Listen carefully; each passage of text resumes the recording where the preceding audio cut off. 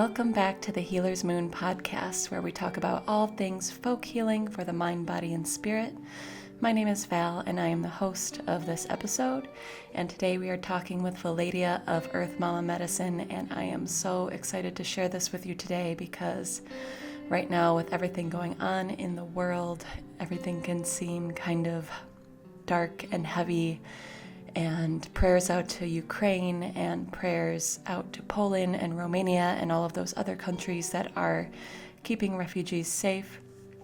So yeah, everything's just really deep right now. And I was listening to this recording the other night as I was editing it. We recorded this episode months ago, but I feel like this episode is so relevant because Veladya is just a spring of wisdom. She is such a light, and we are going to be talking about self-love and finding, your own path and feeling good in your own skin and just finding the light and the love in life despite everything. And of course, all of the ways that our plant allies and teachers can guide us on this journey.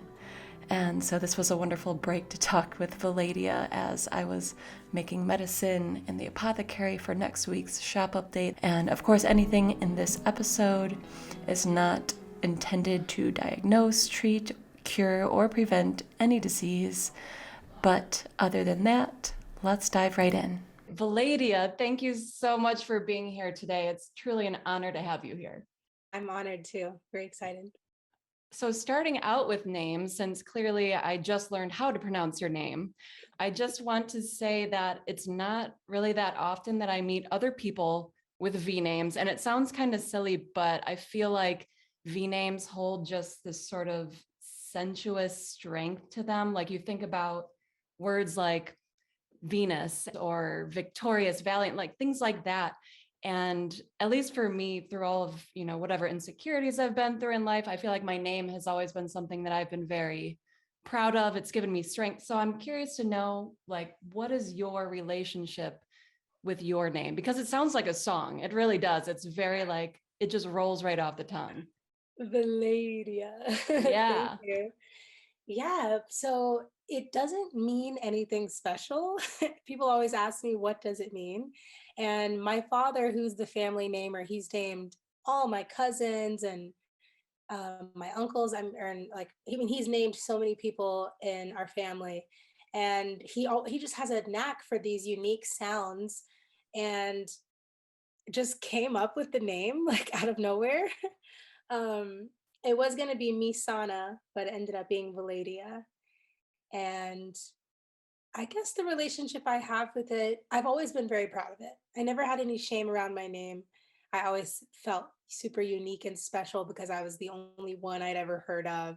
And I could always Google myself and I'd be the only thing that would pop up. And yeah, I mean, I always felt powerful, and it really has taught me how to stake myself into a room and hold space, because I always was the one who had to how do you pronounce this, during roll call in school and being made fun of for all different types of pronunciation, and just it helped me come into myself as an individual, I think.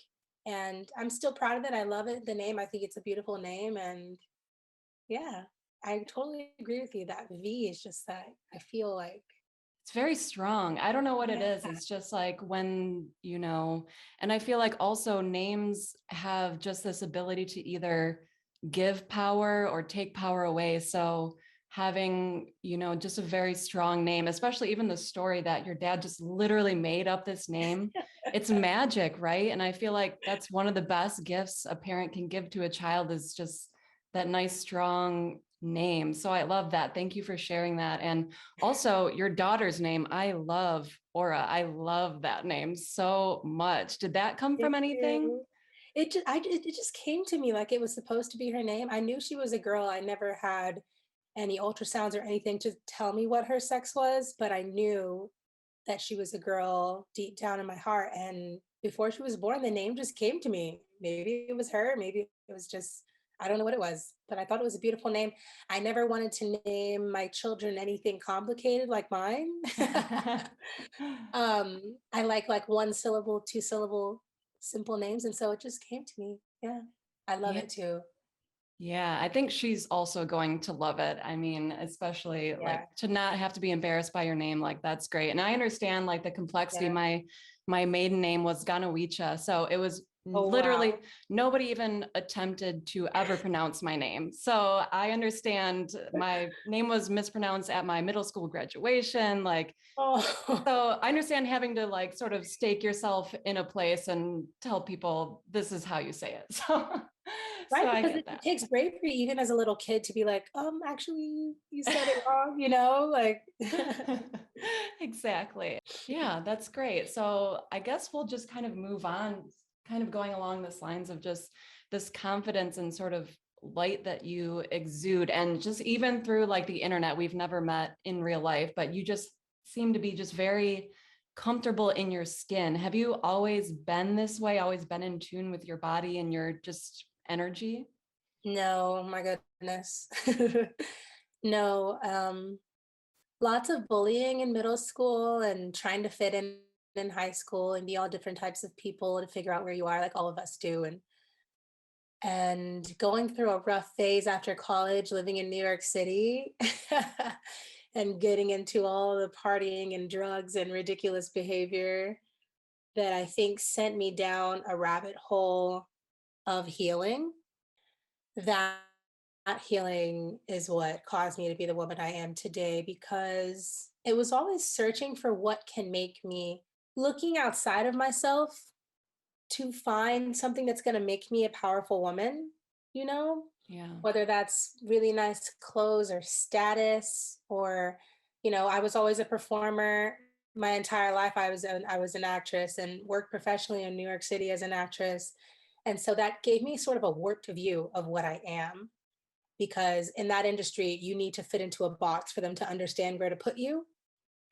So after years of that industry not serving me, and going into the rabbit hole of healing, it's sort of rebirthed a new woman.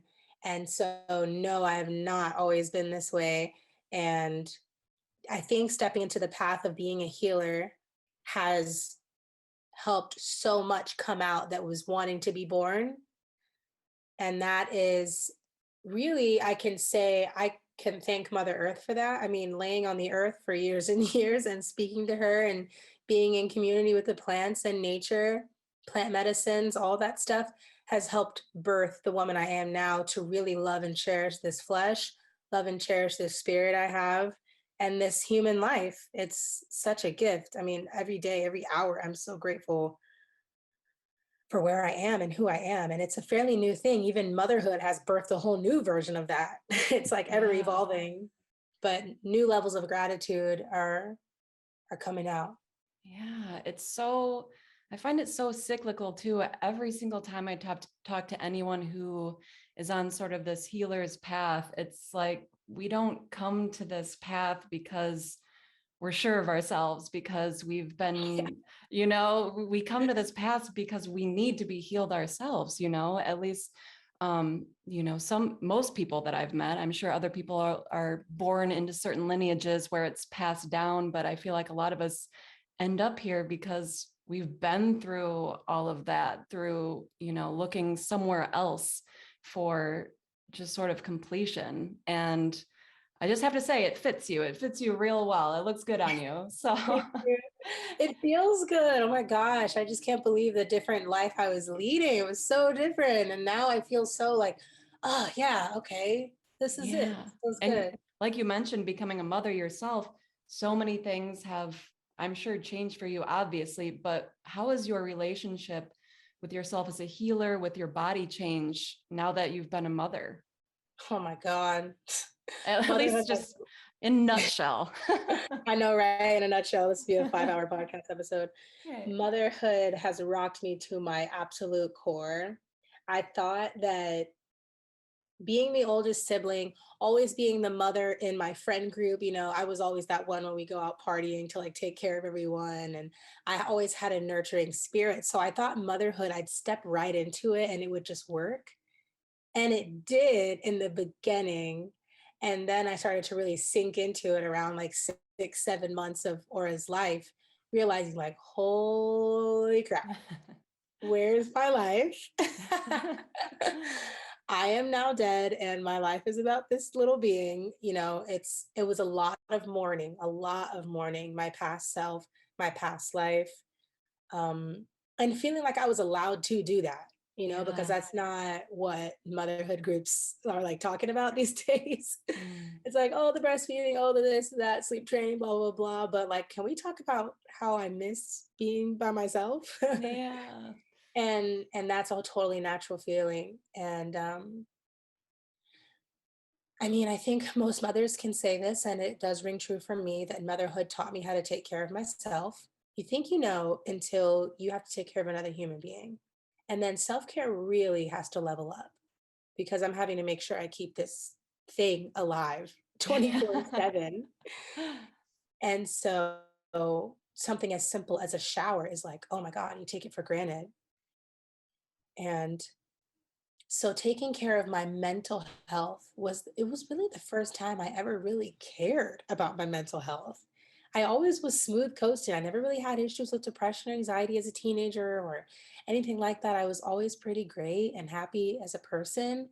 And then motherhood hit me and it was like, okay, I actually have to pay attention to this. I have to do breath work practices. I have to meditate. I have to prioritize my time alone. I have to ask for help. Ask for Mm. help. Oh my God. Community. I never even realized how important community is for human life, not even just mothers, but for every single person on this planet. We're not meant to be alone. We're not meant to be living out this human life alone in so many ways, and especially in motherhood. It's about leaning on the people around you, whether that's your family or just anyone around you, your community, your farmers, your growers, your anyone. Um, so yeah, just like kind of putting my pride aside, totally. I mean, ego is shattered when you have a child, and leaning on others, leaning on all of my allies, my people allies, my plant allies. Um, yeah, like that. I feel like that's such a roundabout way of answering that No, question. that's great. That's great. But that's what it's been like for me. It's been really rough, but so rewarding because I look at this child like I grew her in my Yeah. womb. It is like, I mean, it doesn't get old. Every day I look at her, I'm like, oh my God, I grew you. She's like just a seriously, whenever you post pictures of her on Instagram, like she is just this beam of sunshine. Like I can't help but like smile every time I see her on my page. Like seriously, she just exudes this. I mean, I'm sure she gets that from you as well, because Yeah, I mean, there's so many similarities there, but seriously, I mean, she's so lucky to have you. She really is. thank you. She's a Yeah. deep kid too. I'm so looking forward to having conversations with her as she grows. I cannot wait. I mean, she's just so, her mind is so multicolored. Just watching her absorb the world is amazing. I love that. And one thing that you mentioned just a second ago was leaning on, the community and also your plant allies. And two plants that have kind of been calling to me that you also offer in your shop as tinctures, I believe, are shatavari and motherwort. And so I was wondering if you could tell me a little bit about your relationship with these two plants. Are these two plants you're sort of leaning on right now, and maybe how you work with them? Yeah.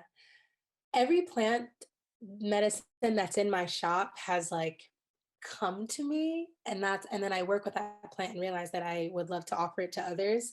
It's like my first tincture was Balance Back, which is a Paw d'Arco tincture.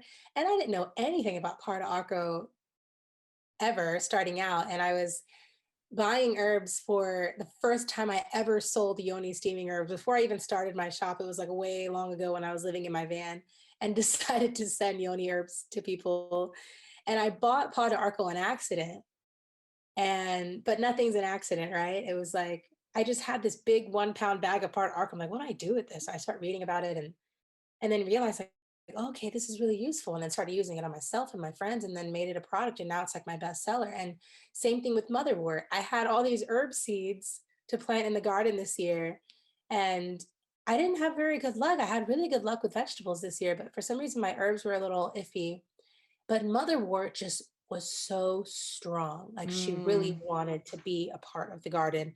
Somehow, I don't know if it was birds or pollinators, spread seeds all throughout the garden. She's growing amongst the tomatoes, growing over by the sunflowers, growing in the flower garden. Like she just started popping up everywhere. So it was just a message to me that she wanted to be in community with me.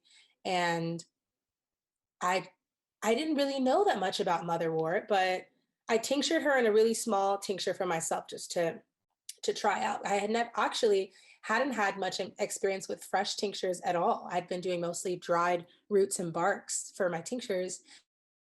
And just the first time I took the motherwort tincture was right after my partner and I separated. And we're back together now, but we had like a 2 month separation. And I just took some of the motherwort because someone told me once that it was like a big hug. Yeah. One of my other herbalist friends said, motherwort is a big hug. And I was like, well, I could use that right now. So I took some motherwort and it felt really good. I was also doing a long-term sobriety, which I'm still doing from cannabis because I smoked a lot of cannabis for years. And um, she just told me to take a break. Yeah. So now I'm really able to have relationships with other plants that aren't clouded out by mama cannabis. And I don't know, the way the motherwort soothed me. I mean, yes, it was definitely a big hug. Yes, it supported my nervous system in a way that oat straw and other herbs hadn't really supported me. Like it really felt like it went in there, hugged all of my organs, hugged me, and then said bye. Like it's such a spiritual, I mean, they're all spiritual, but yeah, like it was just such a supporting herb for me, motherwort. And isn't it so beautiful? It's called motherwort, like mother, like it's such a good plant. I wish I would have had it postpartum because now I'm telling postpartum mothers try it out because it's going to support you physically as your heart expands so much to make room for your baby, and then also emotionally. And it's that potent heart chakra medicine. That's why it's called heart healer, Mm. because it's going to heal your energetic and physical heart. And so that's how motherwort came to me. She was just like the only herb that really wanted to like bust through my garden this year. And it's the first time I've ever been able to sell a tincture that's fully from all the herbs I've grown, which is so magical. Like I know you do that with a lot of your apothecary work, and I'm hoping to do that more and more as the years go by, grow most of the herbs that I sell because it's just like it's so special. Oh my God. So much more Mm. special than just buying in bulk and making with that, you know? Yeah. And then Shatavari came to me years ago. A friend of mine who was like one of my friends who really helped foster the healing and the natural version of Veladya, who was like doing cocaine and partying, living a completely different life, like 10 years ago. And yeah, she was like, not, it was the first time I stopped taking birth control. And she used to be into Ayurveda and everything, and gave me a Shatavari. Was it pills at the time? I think it might have been capsules or something, but was like, this should help you after your birth control. And it did, because my period, of course, was like completely upside down. I hadn't had it, and the bleeding was everywhere. And Shatavari was one of the first herbs I ever worked with before I even knew anything about herbalism. And she helped me fall back in love with my cycle, helped my cycle become regulated again. And that's when I first learned the power of herbs in general. And so now I've been working with her. I mean, just the herb itself is like, have you ever smelled Shatavari root? It smells like peppery steak. Like it just smells so grounding and meaty and just delicious. Like I want to eat it. It smells so good. And yeah, it brings me great pleasure to bring it to my line because Earth Mama Medicine started out as like vegan and food and talking about mostly food with a little bit of herbs here and there. But then as my following started to become mostly women, I mean, even now when I look at my analytics, it's like 90% women follow Oh, me. 100% same. Yeah. So then I started getting so many questions about reproductive health. I mean, it's 90% of the questions and advice I'm asked about is reproductive health stuff. So bringing more and more herbs to my line to help women just lights me up. Yeah. And so that's why Shatavari has been my latest one, because I've been asked more about hormone balancing herbs. I didn't really have anything in my line that was going to target a little bit more hormones. And so that's why I brought that in. I'm really excited to hear feedback. I haven't gotten any reviews back yet because it just got released, but that's really exciting when I get feedback. Oh my gosh, it's the best thing. And Right? also, I feel like, especially being in the herbal industry, there's so many, and like making physical products, there's so many more like just hurdles you have to jump. And sometimes it's, overwhelming. So literally, I feel like, at least for me, getting feedback at the exact right time is always the thing that keeps me going. Because you're like, if you can just help one person and then, that snowballs, it's like, it makes it all worth it. So It does, because I get that's that. why, yeah, my friend 10 years ago giving me Shatavari capsules, like that's in a little way birthed who I am now, which has snowballed into thousands of people learning about herbs and buying my products. So it's like that, yeah, that one person can change so much. It's so true. And I love so many things that you said. I've actually never worked with Shatavari myself. So it's been great just listening to you, talk about it. So I definitely want to try it out for myself. Motherwort, I'm very much in tune with. The way I like to describe Motherwort, she's like a lion, she's going to bust down all of your walls. She's not gonna come in gentle. She's a bitter herb. Like, she's Hmm. very bitter. So the way that you describe where she hugged all of your organs, like that's how I picture motherwort medicine. She's all Yeah. encompassing. Milky oats and chamomile, things like that are just very sort of level one, I would say, as far Yeah, like as, rubbing your back. yeah, like nice.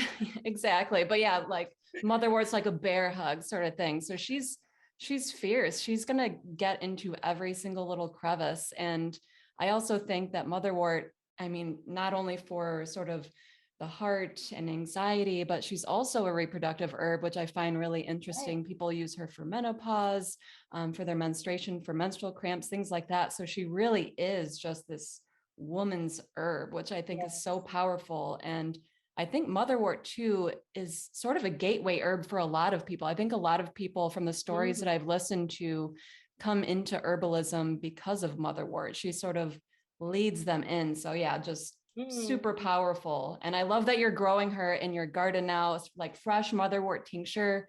Like, I don't even bother doing dried motherwort tinctures because her fresh tincture is just so Yes. potent.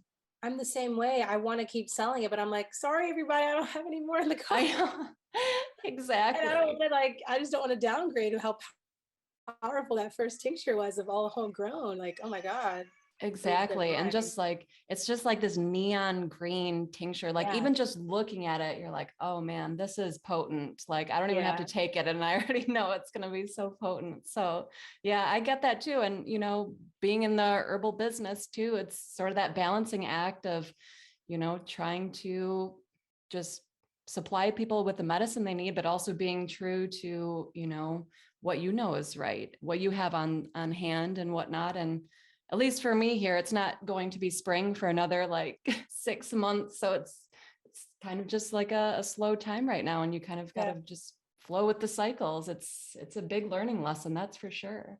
It definitely is.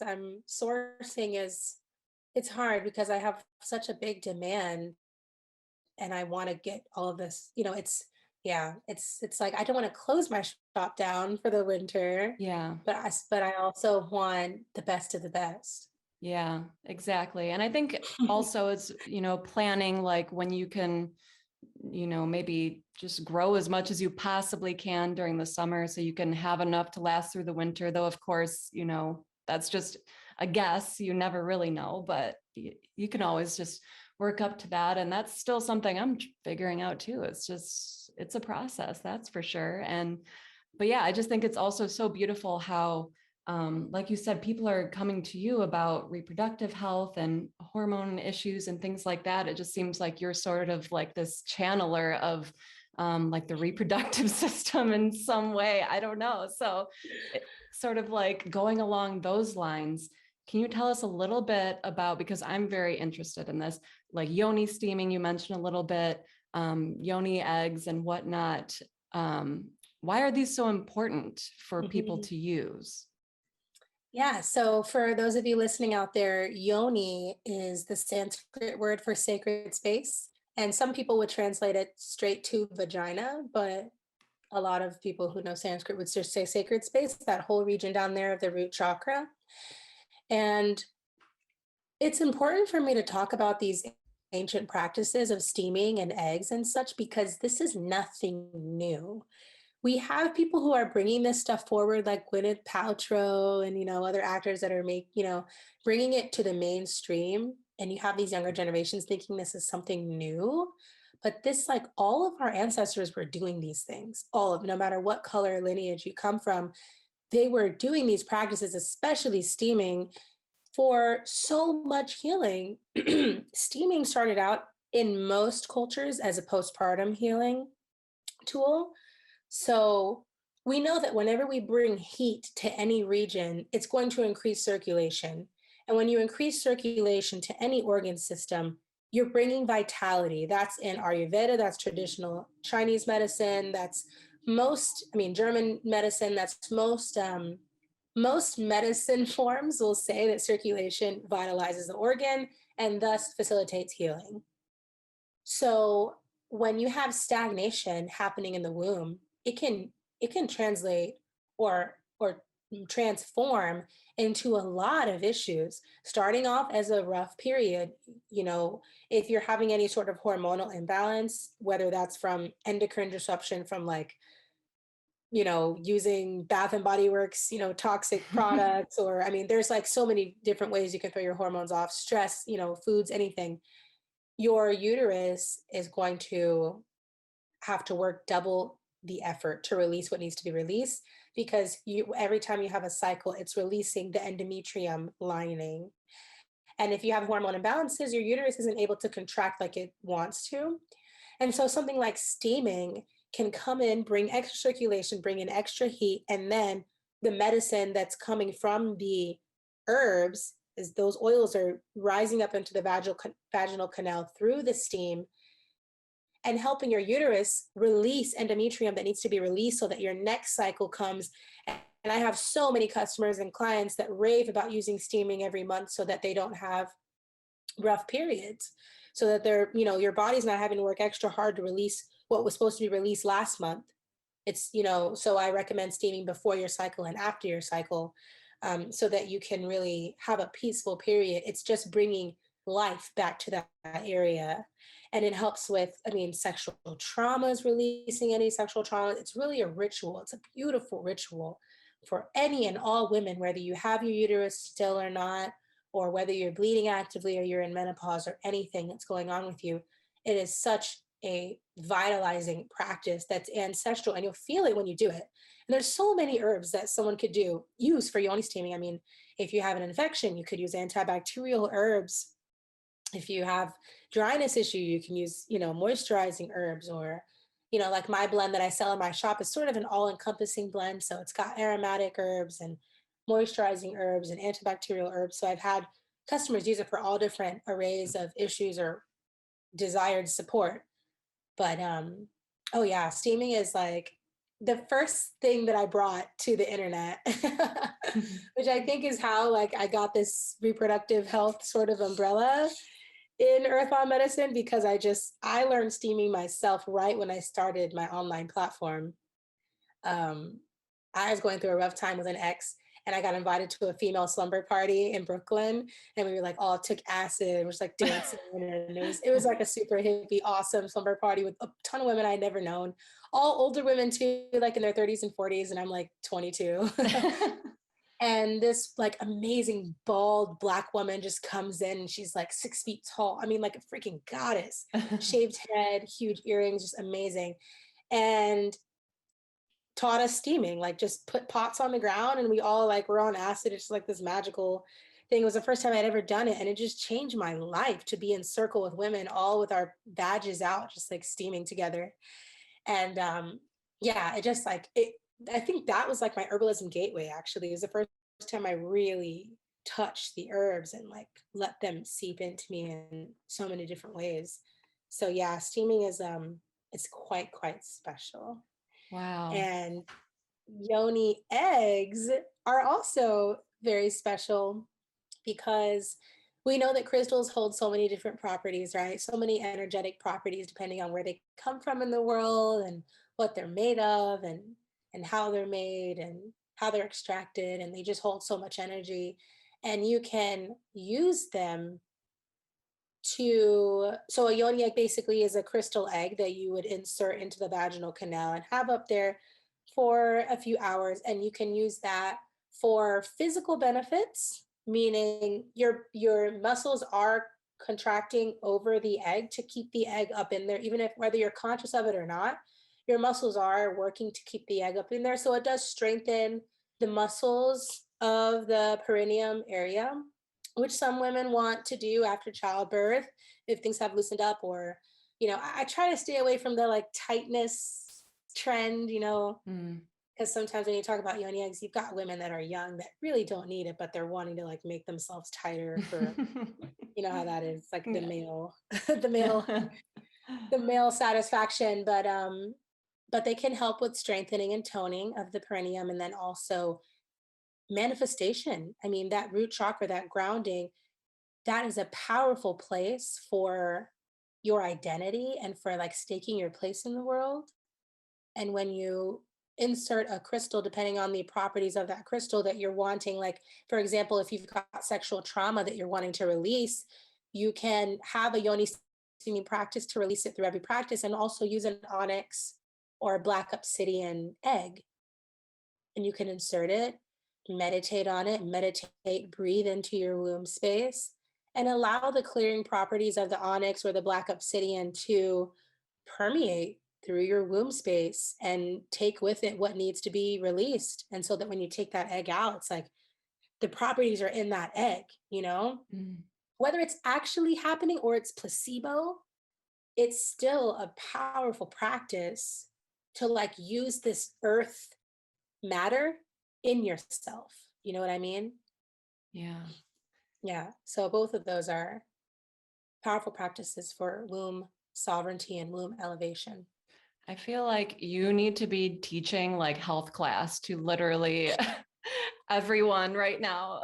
Like just the Oh way my God, I you're wish. so good at explaining these things, because I feel like at least when I was growing up, I don't know how different it is now, but I feel like there's just maybe not, they don't say it, but there's just like this shame or like just around the vagina, just reproduction in general. Um, and obviously that comes from school, even from family, from society. And, at least when I started with energy work and learning about the chakras, I didn't realize until that point that I was completely shut off from my lower chakras, my solar Mm, plexus, my sacral, my root, all completely shut down, like so much so that my physical body was trying to move upward. Like I got a hiatal hernia, so my stomach was moving up. I got kidney infections because the urine was going back up into the kidneys. Like literally, I found yes. out that everything was trying to move up to my upper chakras, which is where I spend a lot of time in my head. Like, and this is still something I'm working on. So just like hearing and, talking about these things is so important. I think, especially for women, to sort of reconnect to those lower chakras. And, Yeah. that's real stuff. It's real. Like it's so real. Yes, and Um, it you can see it bleeding into the entire collective of women, because look at our place in the world. This has become a patriarchal world. And so when we as a collective of women can ground ourselves back into our root, it's claiming our power. Yeah, that's so strong. And one of the other things that you mentioned too was, how yoni steaming and whatnot sort of supports the menstrual cycle. And that's another thing where I feel like there's a lot of shame around it and trying to hide it and all of those things. Yeah. So, are there any other ways, any tips or advice you can give people to support their menstrual cycle and to sort of embrace it instead of just trying to get through it, Yeah, totally. So a lot of one reason why women are trying to get through it is because we are conditioned to operate in a patriarchal way when the female body is very much so cyclical, the same way nature is. Nature rests in winter. Our winter is our bleed. It's the time for us to rest to put things down. In my opinion, we shouldn't be going to work. We should get time off. Yes. We shouldn't be doing backflips like in the tampon commercials. It's a time for you to rest and release. And so when we can really embrace that, you will be so surprised. I mean, I know it's a privileged thing to say, stay home and rest on your cycle because not every woman can. And I understand that. But when we can as much as we can, you will start to fall in love with how amazing our bodies are in telling us when it's time to rest and release. Um, and it's the same in our emotions too. It's that time to rest and release. So it's like honoring your cycle will help you fall back in love with it. And there are ways you can do it. So you can target the physical so that you can fall back in love with it, meaning what plants are going to support you, what practices are going to support you to where your cycle is can be an enjoyable one. If you're having painful cramps, what herbs can you take? What practices can you take, like steaming or anything like that, that can release some of the pain? And a lot of times, some of the pain or the PMS that happens is because we're going, going, going, going, and we're not allowing our body to rest. Um, and so, what helped me fall back in love with my cycle was eating and changing my lifestyle so that my cycle could be a pleasant one. And then once I got there, I'm able to do other practices to really help me honor it. And that could be giving my blood back to the earth in whatever way you do that. I mean, it could be even if you use pads, soaking a pad in a big old bucket of water and letting that blood water feed your plants, taking some of the blood and painting a picture with it. Mm. Um, Using products so that you can see your blood. I think also seeing it changed a lot for me because we're so used to shoving something up in there so we don't have to see it and deal with it, but it's there. That's your vital life force. And in old cultures, it used to be like there are some cultures where the men would make the women go away in tents to bleed because they believe that women access a certain like power when they bleed and they were afraid of it. So they would go away in the tents to like bleed and then come and then tell them to come back out when they're done, which I find hysterical, but also That's awesome. funny. Like I wish they did that now. Good. I don't want to be with you. Now I'm going to my tent so you Right. can do this. But also there have been cultures where it was a privilege to make love to a woman on her bleed. It was believed to give the man powers to be in contact with a woman's blood. And so it's like there's so much around that. Like that is the vital life force, the blood I'm releasing. That's what creates humans. Like I feed other humans with that blood. So I mean, God, I can go down. It's like, I don't even know how to like speak about this in a linear way Right. because there's so many pockets I could pull out of the air and just how special it is to bleed and how beautiful it is, especially now that I've grown a human. Like, I don't know how to even tell someone how to start. It's like Yeah. meditating on it. Maybe the first thing would be try to have one cycle where you don't shove anything up there. Mm. Experiment with that, whether it's an organic cotton pad, a cloth pad, a rag. Like before I could afford the organic cotton or like the cloth pad, I used to just take a rag and fold it up and stick it in my underwear so that you can see the blood and see how that makes you feel. And you're so passionate talking about this too. So I think people are going to be really inspired to, try some of these things out, which I'm so excited about.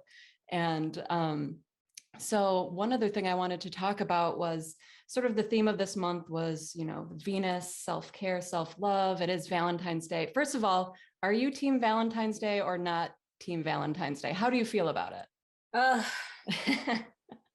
I mean, it's nice to play into it for the ritual of telling people you love them. If you aren't doing it regularly throughout the year and this one day is going to give you the inspiration to tell people in your lives that you love them, that's beautiful. Same way Thanksgiving. I mean, it's a terrible holiday, but if Mhm. that's that one day that you're going to really sit in your gratitude and tell people thank you and express your thanks, that's beautiful. I'm not into the capitalistic part of Valentine's Day. I don't need presents. I don't need chocolates. I don't need to buy anything or be given anything. But the love part is good. I don't even know much about the origin of the holiday. I'm sure it's something weirdly Oh, it's wrong. weird. It's weird. A lot of blood sacrifices and things like that. But Oh I think God. it's based off of Lord. Lupercalia, where I think it's a fertility rite. So they just, Okay. killed a lot of animals to hopefully, I guess, produce Well, more animals in the spring. I'm not entirely sure. It's like some Roman holiday, but I don't know too many details about it. But I agree 100% with that. I think I personally am I love, and so I yeah, think it is important. Some people need that reminder. Life is so yeah, busy that if this is the one thing that reminds you to take some time to spend with yourself, spend with others, like why not? But yeah, the definitely the capitalistic side, not so great. But yeah. kind of going along these lines of love, and the heart chakra is something I kind of wanted to talk about because this is such an important chakra. It's sort of like the gateway in between, the root chakra or the lower chakras, the manifesting chakras, and the upper chakras. And, it can, like all the chakras, I guess, can get blocked and traumatized in certain ways. But do you have any advice for balancing or protecting the heart chakra? Because I feel like it's very vulnerable. It's a very vulnerable Mm, chakra. yes. And in my experience, it's one of the hardest chakras to crack open once it does become blocked off. Um, Humans are like pulled from that heart chakra. We are beings of unconditional love. And you see it in every religious text, no matter where it comes from, that that sort of is the gateway to transcendence or ascendance, depending on what you believe. And I have found it truly is the way to survive in this weird world that we've all Mm. constructed, is getting in touch with how can you love unconditionally. For example, when I lived in New York City, I, being from the South where everyone's pretty nice despite your occasional racist, I was like really falling into the nastiness of New York City, of just everyone being so cranky and angry all the time. And you get on the train and everyone's just got this frown on their face and they're reading or they got headphones on and they don't want to talk to each other. You say hi to a person in New York, you can get cussed out just from saying hi. They're like, what are you looking at? Just the energy was so intense and I had never been around that before. And I started doing this exercise because I saw myself getting on the train and turning into a New Yorker after 5 years there, like also being that, like, I'm better than everybody as I sit down on the train Mm. looking around, like with my eyebrows furrowed, like, yeah, you think you're cool. I'm an actress. I'm cool. Just like all this weird negativity. So I started looking at people and saying, I love you, not out loud to myself, I love you. And looking at them, even if it was a homeless person, who really stunk and was talking to themselves. I love you. I love you. I love you. Looking at a person who maybe cut me off in line or anything, anytime I would say I love you, it starts to kind of like crack open the humanness, because that person could be anyone. They could be doing anything. They could be going through anything. You don't know anything about them. But when you say I love you, it's like, oh, I love you. I love you because you're a human and I'm a human. And this shit is crazy. Like, we're here and we don't even know why we're here. Yes. We don't know why we're here. We don't know what the hell is going on, but I love you because you're here too. And you're trying to just be alive too. And I found doing that practice really like started to crack something open for me where my heart chakra was closing up. I mean, that heart chakra is the chakra of unconditional love. Where can you shed the conditions? Where can you just shed them and feel the love? It doesn't mean you have to be a pushover or a doormat at all. You can hold your boundaries, but you can feel the love that you have for other people, other beings, other animals, other creatures, because they're here too. So that's been a really big, big practice for me. Aside from many other practices, there are plants that are there to support your heart chakra. You can easily do a Google search on plants that are there to help you sort of crack open. Like motherwort, I would definitely say is a heart chakra plant. Um, There's breath work you can do, any type of breath work where you're sending love specifically to your heart.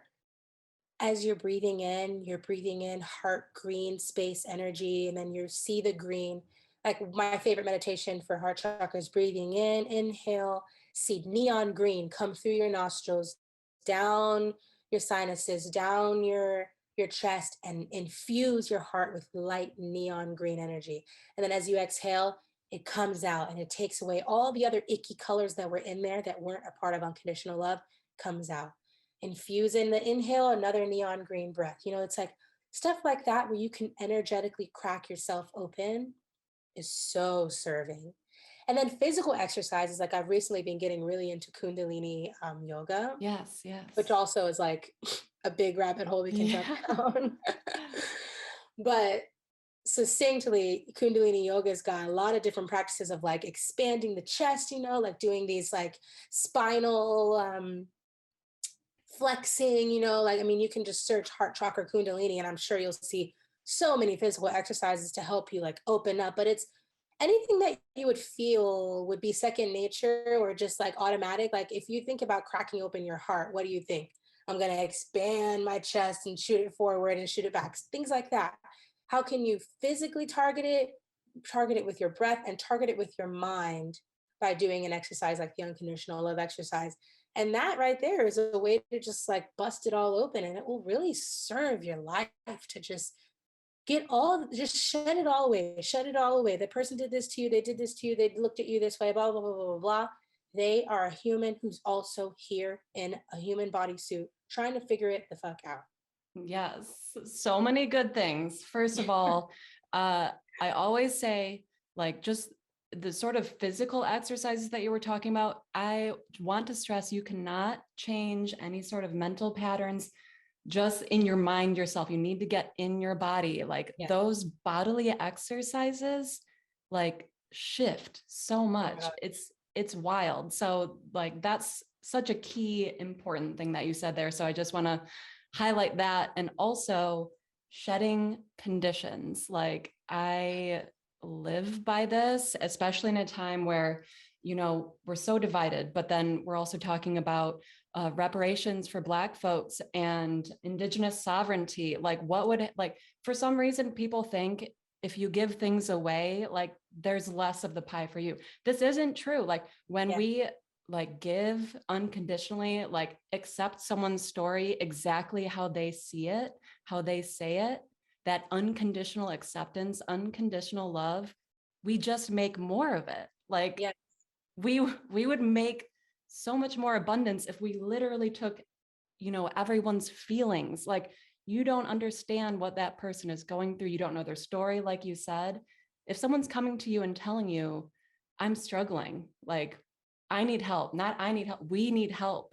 If Yeah. you literally just took that and said, okay, I love you, I accept Yeah. you, I trust you, if Yeah. we could share within that, I mean, what could we create? And that's all part of the heart chakra, and it all ties in together. But I think that's just so powerful, everything that you said there. So thank you for that. Like, every little answer to these questions is like a lecture within itself. I love it. Oh, it's so freeing too. It felt really freeing to me because I was holding on to a lot that I didn't even realize I was holding on to until I started to shed the conditions of what made me hold on to things and to just have love for everybody. It felt so, oh, yes, I'm walking around so much lighter now. So, like we talked about, you have a absolutely gorgeous daughter. And I was wondering if you could pass just one lesson on to your daughter to carry with her, what do you think that would be? Whether it be like a sort of physical skill or advice, just, one thing she could carry with her through her life, since you've lived and learned so much so far. Mm. I'm like trying to overthink it, but my body is just telling me one phrase, which is go with the flow. That's been my biggest lesson in my life. And I wish my parents would have emphasized more that there isn't really any pressure, but the pressure you put on yourself to live your life in a certain way. And it's really freeing for you to kind of just ride the wave and trust. what life is going to give you. I had so many ideas about what I'm supposed to be doing and supposed to be sounding like and supposed to be learning and blah, blah, blah, blah, blah. But life is going to steer you whether you push against the current or you just sit on the paddleboard and float. And I think for Aura, I would love for her to know that she can go with the flow, and the easiest way to go with the flow is to follow your joy. That's beautiful. Veladya, please let everyone know where they can find you, how they can support you, and all of those good things. Okay, my little online corner of the world is called Earth Mama Medicine. If you search that, you'll find me somewhere. That's Earth Mama Medicine on Facebook, Instagram, and YouTube. The mama is MAMA, Earth Mama Medicine, and my website is earthmamedicine.com. I've got an online apothecary there full of lovely homemade medicines, and my YouTube channel is just chock full of me running my mouth about life. It's so good. It's so good. Oh, well, Yeah. this has been an absolute joy. So thank you so much for being here. Thanks, Val. It was a pleasure.